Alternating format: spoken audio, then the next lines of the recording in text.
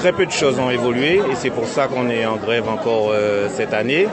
Le protocole d'accord n'est pas respecté, que ce soit pour les effectifs, que ce soit pour le matériel, que ce soit pour les moyens de soigner, mais aussi pour l'essentiel, pour les rénovations, l'humanisation. Tout le monde avait vu l'état de délabrement de certains services, les besoins qu'on avait au centre hospitalier de Trinité. On peut dire que pratiquement rien n'a été fait. Bien au contraire, cette année, on nous propose de réduire sur nos demandes en nous proposant la moitié des sommes pour la rénovation qui était prévue, à savoir 3 millions d'euros sur 3 ans, alors qu'on avait obtenu 6 millions d'euros pour les rénovations.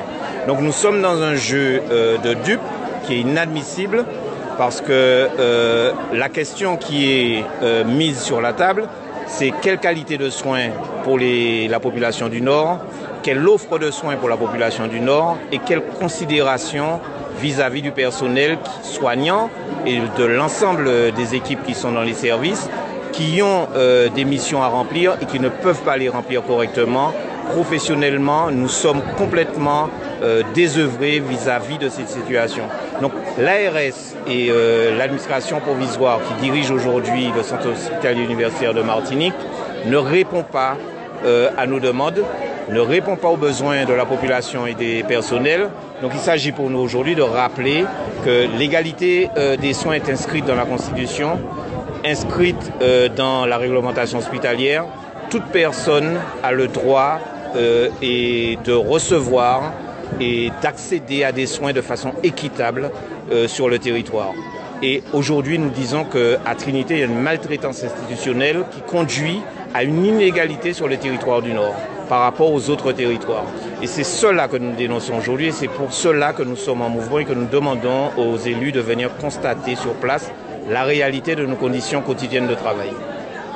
Donc pour l'essentiel, il s'agit pour nous de rappeler que la mission du service public, c'est de recevoir cette population dans les meilleures conditions qui soient et de faire en sorte que ces conditions soient pérennes.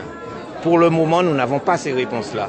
Et c'est pour cela que nous ne cessons de rappeler que le centre hospitalier Louis Domergue a choisi le nom Louis Domergue parce que c'est un médecin qui avait choisi de répondre aux besoins de la population et qui recevait les plus pauvres gratuitement dans son cabinet.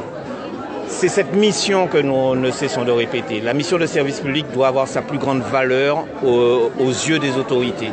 Et lorsque nous ne donnons pas les moyens de pouvoir remplir nos missions, nous considérons qu'il y a là une responsabilité au niveau de l'État qui n'est pas remplie et que nous devons, et c'est notre devoir de lancer ces alertes pour que ces responsabilités